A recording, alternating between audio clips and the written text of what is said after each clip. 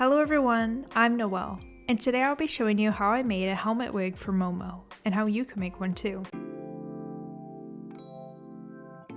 Before anything, we must analyze our references. Here we have 3 pictures of Momo, one from the anime, the stage play, and a wig by Indie Designs. I have never made a helmet wig before, so this would be my main reference.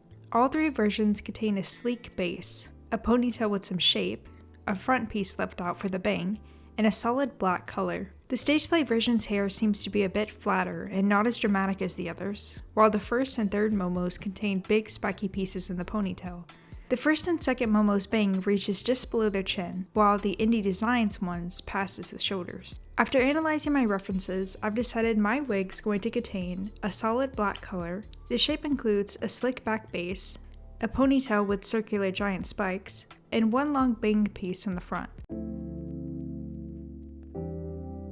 The materials we're going to be needing are polyfill, batting, a thick wire, hairspray, a rat tail comb, black paint, a styrofoam head, hot glue, plastic wrap, thick tape, 2 long black wigs, and UHU glue.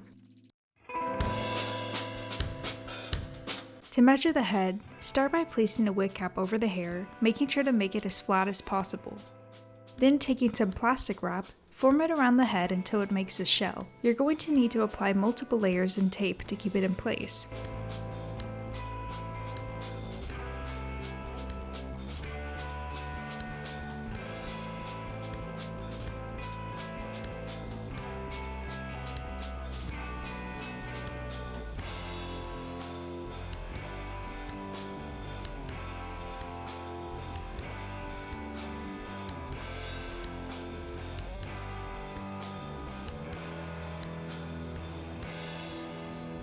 Then taking a marker, trace out the hairline and ear placement.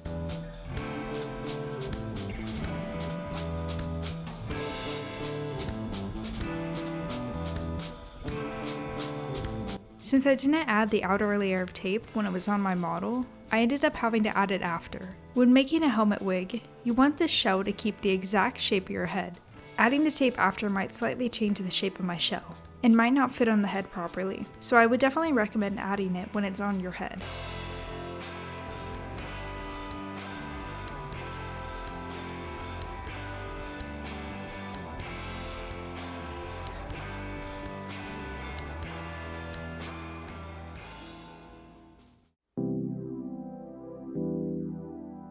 Start by taping the front of your shell to the forehead of the mannequin. Since the mannequin is a bit smaller than a real head, we're going to need to fill in the gaps.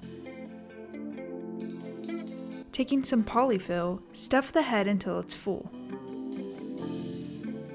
Once filled, tape down the edges, making sure not to distort the original shape of the shell.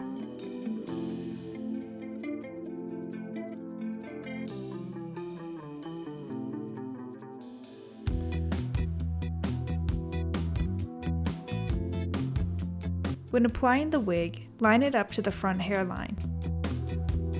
Section out a piece in the front for the bang. Then pin down the front of the wig to the side you just sectioned off. Section out the hair and cut. Remove all the hair from the wig, excluding the part for the bang.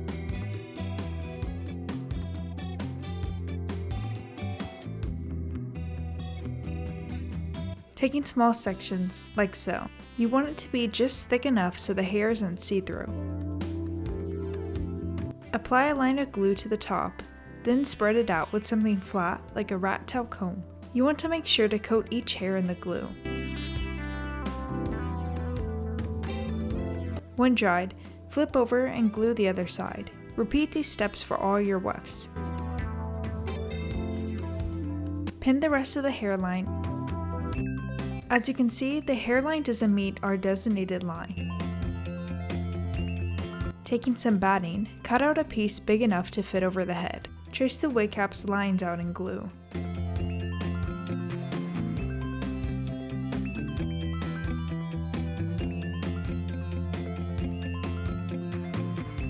Then cover it with batting like so. Pinching out sections for the excess. You want these to be on the sides and the back of the head. Then cut and pinch together.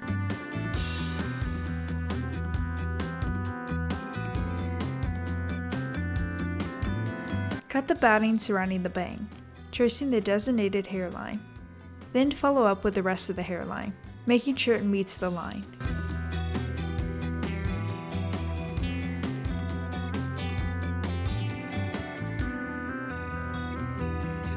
Then glue the sections back together.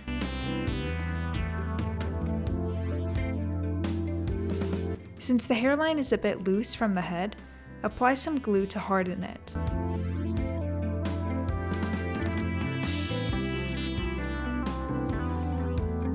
Then apply pins to hold it in place. Repeat these steps for the entire hairline until it's stiff and close to the head. Taking a flexible water bottle, cut to a desirable size. Cut out the four corners with scissors and use hot glue to attach in the center uppermost part of your head.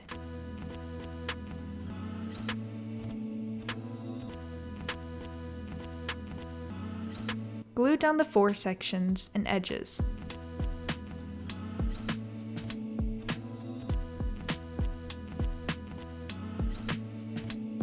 Then taking some thick wire and pliers, twist a coil around the head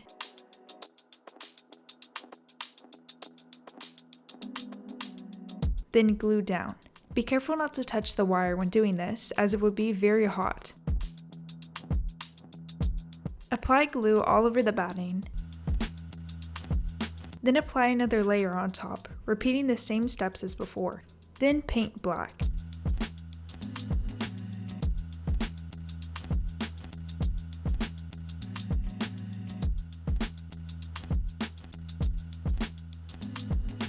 Taking one of your wefts, starting at the middle part, apply glue to the edge of the bottle cap and apply the glued edge of the weft. Trim the edge if needed. Then glue down with hairspray. I would recommend doing this in a few thin coats, being sure not to soak it in hairspray or the hairs will clump together. We want it to lay as flat as possible. Continue applying wefts until the whole head is covered. Use the rat tail comb to spread the hair around and close any gaps. To attach the hairline, apply a small amount of glue to the base. To trim the hairline, cut in small alternating triangles to create thin blended points.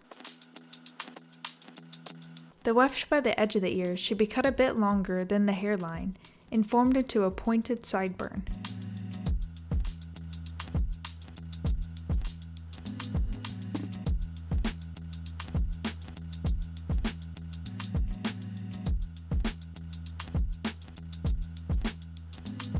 When finished, it should look something like this. To create the spiky ponytail, take some batting and cut into a triangle. Roll it up like a cone shape. Apply glue all around the edges until it's smooth.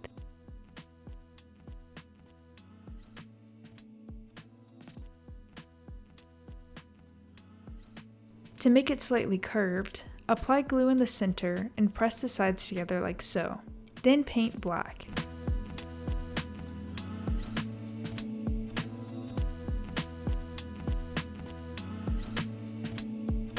I made about 20 or so of these spikes of various sizes. Attach to the edge of the bottle cap area with hot glue. This is what mine looked like when done.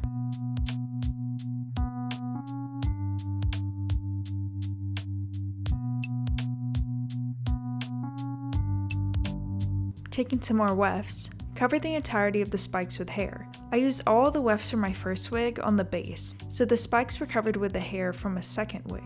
Cut the hair to a point and glue. Attach these just like you did the base.